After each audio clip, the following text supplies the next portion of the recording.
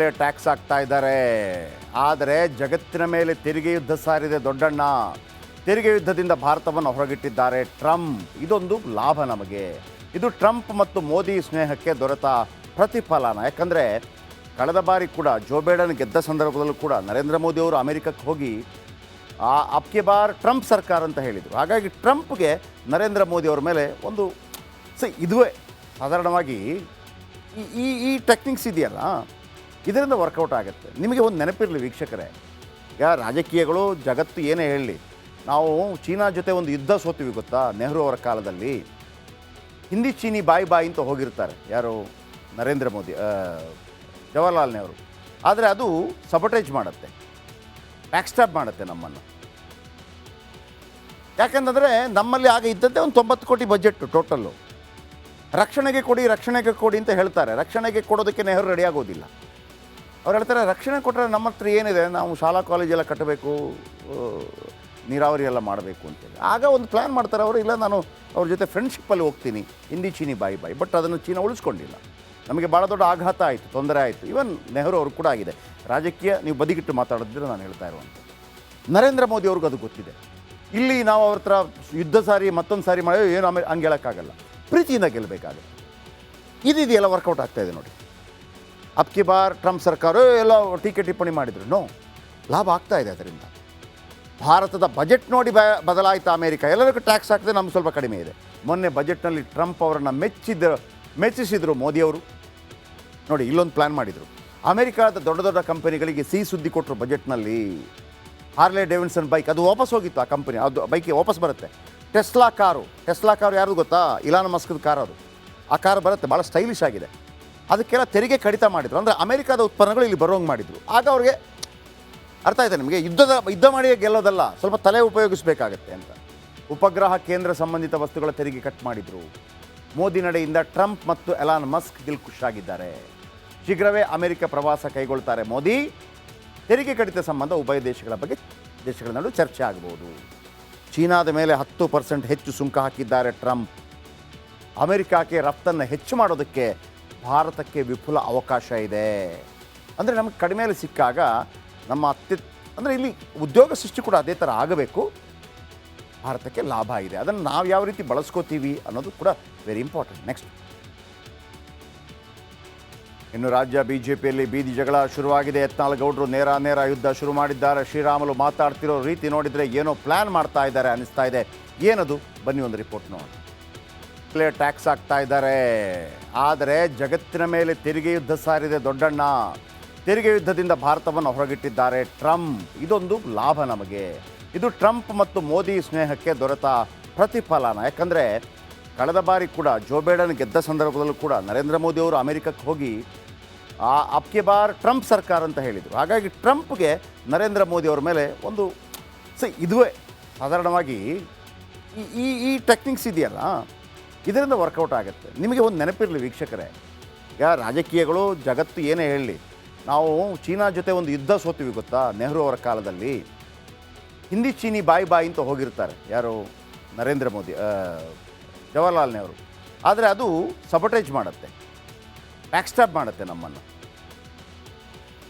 ಯಾಕೆಂದರೆ ನಮ್ಮಲ್ಲಿ ಆಗ ಇದ್ದದ್ದೇ ಒಂದು 90 ಕೋಟಿ ಬಜೆಟ್ಟು ಟೋಟಲ್ಲು. ರಕ್ಷಣೆಗೆ ಕೊಡಿ ಅಂತ ಹೇಳ್ತಾರೆ. ರಕ್ಷಣೆಗೆ ಕೊಡೋದಕ್ಕೆ ನೆಹರು ರೆಡಿ ಆಗೋದಿಲ್ಲ. ಅವ್ರು ಹೇಳ್ತಾರೆ, ರಕ್ಷಣೆ ಕೊಟ್ಟರೆ ನಮ್ಮ ಹತ್ರ ಏನಿದೆ, ನಾವು ಶಾಲಾ ಕಾಲೇಜೆಲ್ಲ ಕಟ್ಟಬೇಕು, ನೀರಾವರಿ ಎಲ್ಲ ಮಾಡಬೇಕು ಅಂತೇಳಿ. ಆಗ ಒಂದು ಪ್ಲ್ಯಾನ್ ಮಾಡ್ತಾರೆ ಅವರು, ಇಲ್ಲ ನಾನು ಅವ್ರ ಜೊತೆ ಫ್ರೆಂಡ್ಶಿಪ್ಪಲ್ಲಿ ಹೋಗ್ತೀನಿ, ಹಿಂದಿ ಚೀನಿ ಬಾಯಿ ಬಾಯಿ. ಬಟ್ ಅದನ್ನು ಚೀನಾ ಉಳಿಸ್ಕೊಂಡಿಲ್ಲ. ನಮಗೆ ಭಾಳ ದೊಡ್ಡ ಆಘಾತ ಆಯಿತು, ತೊಂದರೆ ಆಯಿತು. ಈವನ್ ನೆಹರು ಅವ್ರಿಗೆ ಕೂಡ ಆಗಿದೆ. ರಾಜಕೀಯ ನೀವು ಬದಿಗಿಟ್ಟು ಮಾತಾಡಿದ್ರೆ ನಾನು ಹೇಳ್ತಾ ಇರುವಂಥ ನರೇಂದ್ರ ಮೋದಿ ಅವ್ರಿಗೂ ಅದು ಗೊತ್ತಿದೆ. ಇಲ್ಲಿ ನಾವು ಅವ್ರ ಹತ್ರ ಯುದ್ಧ ಸಾರಿ ಮತ್ತೊಂದು ಸಾರಿ ಮಾಡಿ ಏನು ಹಂಗೆ ಹೇಳೋಕ್ಕಾಗಲ್ಲ, ಪ್ರೀತಿಯಿಂದ ಗೆಲ್ಲಬೇಕಾಗುತ್ತೆ. ಇದೆಯಲ್ಲ ವರ್ಕೌಟ್ ಆಗ್ತಾಯಿದೆ ನೋಡಿ. ಅಬ್ಕಿ ಬಾರ್ ಟ್ರಂಪ್ ಸರ್ಕಾರ ಎಲ್ಲ ಟೀಕೆ ಟಿಪ್ಪಣಿ ಮಾಡಿದ್ರು, ನೋ, ಲಾಭ ಆಗ್ತಾಯಿದೆ ಅದರಿಂದ. ಭಾರತದ ಬಜೆಟ್ ನೋಡಿ ಬದಲಾಯಿತು ಅಮೇರಿಕ. ಎಲ್ಲರಿಗೂ ಟ್ಯಾಕ್ಸ್ ಹಾಕಿದೆ, ನಮ್ಗೆ ಸ್ವಲ್ಪ ಕಡಿಮೆ ಇದೆ. ಮೊನ್ನೆ ಬಜೆಟ್ನಲ್ಲಿ ಟ್ರಂಪ್ ಅವರನ್ನು ಮೆಚ್ಚಿಸಿದರು ಮೋದಿಯವರು. ನೋಡಿ, ಇಲ್ಲೊಂದು ಪ್ಲ್ಯಾನ್ ಮಾಡಿದರು. ಅಮೇರಿಕಾದ ದೊಡ್ಡ ದೊಡ್ಡ ಕಂಪನಿಗಳಿಗೆ ಸಿಹಿ ಸುದ್ದಿ ಕೊಟ್ಟರು ಬಜೆಟ್ನಲ್ಲಿ. ಹಾರ್ಲೆ ಡೇವಿಡ್ಸನ್ ಬೈಕ್ ಅದು ವಾಪಸ್ ಹೋಗಿತ್ತು, ಆ ಕಂಪನಿ ಅದು ಬೈಕಿಗೆ ವಾಪಸ್ ಬರುತ್ತೆ. ಟೆಸ್ಲಾ ಕಾರು ಯಾರು ಗೊತ್ತಾ, ಇಲಾನ್ ಮಸ್ಕ್ದ ಕಾರ್ ಅದು. ಆ ಕಾರು ಬರುತ್ತೆ, ಭಾಳ ಸ್ಟೈಲಿಶ್ ಆಗಿದೆ. ಅದಕ್ಕೆಲ್ಲ ತೆರಿಗೆ ಕಡಿತ ಮಾಡಿದರು. ಅಂದರೆ ಅಮೇರಿಕಾದ ಉತ್ಪನ್ನಗಳು ಇಲ್ಲಿ ಬರೋಂಗೆ ಮಾಡಿದರು. ಆಗ ಅವ್ರಿಗೆ ಅರ್ಥ ಆಯ್ತಾ ನಿಮಗೆ? ಯುದ್ಧ ಮಾಡಿ ಗೆಲ್ಲೋದಲ್ಲ, ಸ್ವಲ್ಪ ತಲೆ ಉಪಯೋಗಿಸಬೇಕಾಗತ್ತೆ ಅಂತ. ಉಪಗ್ರಹ ಕೇಂದ್ರ ಸಂಬಂಧಿತ ವಸ್ತುಗಳ ತೆರಿಗೆ ಕಟ್ ಮಾಡಿದರು. ಮೋದಿ ನಡೆಯಿಂದ ಟ್ರಂಪ್ ಮತ್ತು ಎಲಾನ್ ಮಸ್ಕ್ ಖುಷಿಯಾಗಿದ್ದಾರೆ. ಶೀಘ್ರವೇ ಅಮೆರಿಕ ಪ್ರವಾಸ ಕೈಗೊಳ್ತಾರೆ ಮೋದಿ. ತೆರಿಗೆ ಕಡಿತ ಸಂಬಂಧ ಉಭಯ ದೇಶಗಳ ನಡುವೆ ಚರ್ಚೆ ಆಗಬಹುದು. ಚೀನಾದ ಮೇಲೆ 10% ಹೆಚ್ಚು ಸುಂಕ ಹಾಕಿದ್ದಾರೆ ಟ್ರಂಪ್. ಅಮೆರಿಕಕ್ಕೆ ರಫ್ತನ್ನು ಹೆಚ್ಚು ಮಾಡೋದಕ್ಕೆ ಭಾರತಕ್ಕೆ ವಿಪುಲ ಅವಕಾಶ ಇದೆ. ಅಂದರೆ ನಮಗೆ ಕಡಿಮೆಯಲ್ಲಿ ಸಿಕ್ಕಾಗ ನಮ್ಮ ಅಂದರೆ ಇಲ್ಲಿ ಉದ್ಯೋಗ ಸೃಷ್ಟಿ ಕೂಡ ಅದೇ ಥರ ಆಗಬೇಕು. ಭಾರತಕ್ಕೆ ಲಾಭ ಇದೆ. ಅದನ್ನು ನಾವು ಯಾವ ರೀತಿ ಬಳಸ್ಕೋತೀವಿ ಅನ್ನೋದು ಕೂಡ ವೆರಿ ಇಂಪಾರ್ಟೆಂಟ್. ನೆಕ್ಸ್ಟ್, ಇನ್ನು ರಾಜ್ಯ ಬಿಜೆಪಿಯಲ್ಲಿ ಬೀದಿ ಜಗಳ ಶುರುವಾಗಿದೆ. ಯತ್ನಾಳ್ ಗೌಡರು ನೇರ ಯುದ್ಧ ಶುರು ಮಾಡಿದ್ದಾರೆ. ಶ್ರೀರಾಮುಲು ಮಾತಾಡ್ತಿರೋ ರೀತಿ ನೋಡಿದರೆ ಏನೋ ಪ್ಲ್ಯಾನ್ ಮಾಡ್ತಾ ಇದ್ದಾರೆ ಅನ್ನಿಸ್ತಾ ಇದೆ. ಏನದು? ಬನ್ನಿ ಒಂದು ರಿಪೋರ್ಟ್ ನೋಡಿ. ಟ್ಯಾಕ್ಸ್ ಆಗ್ತಾ ಇದ್ದಾರೆ, ಆದರೆ ಜಗತ್ತಿನ ಮೇಲೆ ತೆರಿಗೆ ಯುದ್ಧ ಸಾರಿದೆ ದೊಡ್ಡಣ್ಣ.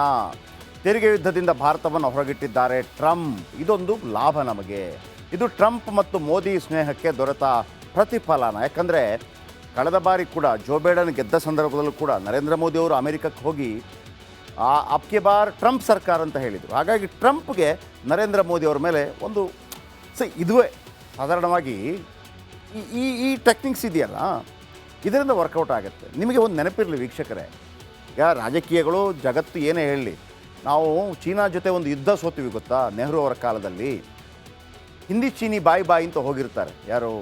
ನರೇಂದ್ರ ಮೋದಿ, ಜವಾಹರ್ಲಾಲ್ ನೆಹರು. ಆದರೆ ಅದು ಸಬಟೇಜ್ ಮಾಡುತ್ತೆ, ಬ್ಯಾಕ್ಸ್ಟಾಪ್ ಮಾಡುತ್ತೆ ನಮ್ಮನ್ನು. ಯಾಕೆಂದರೆ ನಮ್ಮಲ್ಲಿ ಆಗ ಇದ್ದದ್ದೇ ಒಂದು 90 ಕೋಟಿ ಬಜೆಟ್ಟು ಟೋಟಲ್ಲು. ರಕ್ಷಣೆಗೆ ಕೊಡಿ ಅಂತ ಹೇಳ್ತಾರೆ. ರಕ್ಷಣೆಗೆ ಕೊಡೋದಕ್ಕೆ ನೆಹರು ರೆಡಿ ಆಗೋದಿಲ್ಲ. ಅವ್ರು ಹೇಳ್ತಾರೆ, ರಕ್ಷಣೆ ಕೊಟ್ಟರೆ ನಮ್ಮ ಹತ್ರ ಏನಿದೆ, ನಾವು ಶಾಲಾ ಕಾಲೇಜೆಲ್ಲ ಕಟ್ಟಬೇಕು, ನೀರಾವರಿ ಎಲ್ಲ ಮಾಡಬೇಕು ಅಂತೇಳಿ. ಆಗ ಒಂದು ಪ್ಲ್ಯಾನ್ ಮಾಡ್ತಾರೆ ಅವರು, ಇಲ್ಲ ನಾನು ಅವ್ರ ಜೊತೆ ಫ್ರೆಂಡ್ಶಿಪ್ಪಲ್ಲಿ ಹೋಗ್ತೀನಿ, ಹಿಂದಿ ಚೀನಿ ಬಾಯಿ. ಬಟ್ ಅದನ್ನು ಚೀನಾ ಉಳಿಸ್ಕೊಂಡಿಲ್ಲ. ನಮಗೆ ಭಾಳ ದೊಡ್ಡ ಆಘಾತ ಆಯಿತು, ತೊಂದರೆ ಆಯಿತು. ಈವನ್ ನೆಹರು ಅವ್ರಿಗೆ ಕೂಡ ಆಗಿದೆ. ರಾಜಕೀಯ ನೀವು ಬದಿಗಿಟ್ಟು ಮಾತಾಡಿದ್ರೆ ನಾನು ಹೇಳ್ತಾ ಇರುವಂಥ ನರೇಂದ್ರ ಮೋದಿ ಅವ್ರಿಗೂ ಅದು ಗೊತ್ತಿದೆ. ಇಲ್ಲಿ ನಾವು ಅವ್ರ ಹತ್ರ ಯುದ್ಧ ಸಾರಿ ಮತ್ತೊಂದು ಸಾರಿ ಮಾಡಿ ಏನು ಹಂಗೆ ಹೇಳೋಕ್ಕಾಗಲ್ಲ. ಪ್ರೀತಿಯಿಂದ ಗೆಲ್ಲಬೇಕಾಗುತ್ತೆ. ಇದೆಯಲ್ಲ ವರ್ಕೌಟ್ ಆಗ್ತಾಯಿದೆ ನೋಡಿ. ಅಬ್ಕಿ ಬಾರ್ ಟ್ರಂಪ್ ಸರ್ಕಾರ ಎಲ್ಲ ಟೀಕೆ ಟಿಪ್ಪಣಿ ಮಾಡಿದ್ರು. ನೋ, ಲಾಭ ಆಗ್ತಾ ಇದೆ ಅದರಿಂದ. ಭಾರತದ ಬಜೆಟ್ ನೋಡಿ ಬದಲಾಯಿತ ಅಮೇರಿಕ. ಎಲ್ಲರಿಗೂ ಟ್ಯಾಕ್ಸ್ ಹಾಕಿದೆ, ನಮ್ಗೆ ಸ್ವಲ್ಪ ಕಡಿಮೆ ಇದೆ. ಮೊನ್ನೆ ಬಜೆಟ್ನಲ್ಲಿ ಟ್ರಂಪ್ ಅವರನ್ನು ಮೆಚ್ಚಿಸಿದರು ಮೋದಿಯವರು. ನೋಡಿ, ಇಲ್ಲೊಂದು ಪ್ಲ್ಯಾನ್ ಮಾಡಿದರು. ಅಮೆರಿಕಾದ ದೊಡ್ಡ ಕಂಪನಿಗಳಿಗೆ ಸಿಹಿ ಸುದ್ದಿ ಕೊಟ್ಟರು ಬಜೆಟ್ನಲ್ಲಿ. ಹಾರ್ಲೆ ಡೇವಿಡ್ಸನ್ ಬೈಕ್ ಅದು ವಾಪಸ್ ಹೋಗಿತ್ತು. ಆ ಕಂಪನಿ ಅದು ಬೈಕ್ ವಾಪಸ್ ಬರುತ್ತೆ. ಟೆಸ್ಲಾ ಕಾರು ಯಾರು ಗೊತ್ತಾ? ಇಲಾನ್ ಮಸ್ಕ್ದ ಕಾರ್ ಅದು. ಆ ಕಾರು ಬರುತ್ತೆ, ಭಾಳ ಸ್ಟೈಲಿಶ್ ಆಗಿದೆ. ಅದಕ್ಕೆಲ್ಲ ತೆರಿಗೆ ಕಡಿತ ಮಾಡಿದರು. ಅಂದರೆ ಅಮೆರಿಕಾದ ಉತ್ಪನ್ನಗಳು ಇಲ್ಲಿ ಬರೋಂಗೆ ಮಾಡಿದರು. ಆಗ ಅವ್ರಿಗೆ ಅರ್ಥ ಆಯ್ತಾ ನಿಮಗೆ? ಯುದ್ಧ ಮಾಡಿ ಗೆಲ್ಲೋದಲ್ಲ, ಸ್ವಲ್ಪ ತಲೆ ಉಪಯೋಗಿಸಬೇಕಾಗತ್ತೆ ಅಂತ. ಉಪಗ್ರಹ ಕೇಂದ್ರ ಸಂಬಂಧಿತ ವಸ್ತುಗಳ ತೆರಿಗೆ ಕಟ್ ಮಾಡಿದರು. ಮೋದಿ ನಡೆಯಿಂದ ಟ್ರಂಪ್ ಮತ್ತು ಎಲಾನ್ ಮಸ್ಕ್ ಖುಷಿಯಾಗಿದ್ದಾರೆ. ಶೀಘ್ರವೇ ಅಮೆರಿಕ ಪ್ರವಾಸ ಕೈಗೊಳ್ತಾರೆ ಮೋದಿ. ತೆರಿಗೆ ಕಡಿತ ಸಂಬಂಧ ಉಭಯ ದೇಶಗಳ ನಡುವೆ ಚರ್ಚೆ ಆಗಬಹುದು. ಚೀನಾದ ಮೇಲೆ 10% ಹೆಚ್ಚು ಸುಂಕ ಹಾಕಿದ್ದಾರೆ ಟ್ರಂಪ್. ಅಮೆರಿಕಕ್ಕೆ ರಫ್ತನ್ನು ಹೆಚ್ಚು ಮಾಡೋದಕ್ಕೆ ಭಾರತಕ್ಕೆ ವಿಪುಲ ಅವಕಾಶ ಇದೆ. ಅಂದರೆ ನಮಗೆ ಕಡಿಮೆಯಲ್ಲಿ ಸಿಕ್ಕಾಗ ನಮ್ಮ ಅಂದರೆ ಇಲ್ಲಿ ಉದ್ಯೋಗ ಸೃಷ್ಟಿ ಕೂಡ ಅದೇ ಥರ ಆಗಬೇಕು. ಭಾರತಕ್ಕೆ ಲಾಭ ಇದೆ. ಅದನ್ನು ನಾವು ಯಾವ ರೀತಿ ಬಳಸ್ಕೋತೀವಿ ಅನ್ನೋದು ಕೂಡ ವೆರಿ ಇಂಪಾರ್ಟೆಂಟ್. ನೆಕ್ಸ್ಟ್, ಇನ್ನು ರಾಜ್ಯ ಬಿಜೆಪಿಯಲ್ಲಿ ಬೀದಿ ಜಗಳ ಶುರುವಾಗಿದೆ. ಯತ್ನಾಳ್ ಗೌಡರು ನೇರ ಯುದ್ಧ ಶುರು ಮಾಡಿದ್ದಾರೆ. ಶ್ರೀರಾಮುಲು ಮಾತಾಡ್ತಿರೋ ರೀತಿ ನೋಡಿದರೆ ಏನೋ ಪ್ಲ್ಯಾನ್ ಮಾಡ್ತಾ ಇದ್ದಾರೆ ಅನ್ನಿಸ್ತಾ ಇದೆ. ಏನದು? ಬನ್ನಿ ಒಂದು ರಿಪೋರ್ಟ್ ನೋಡಿ.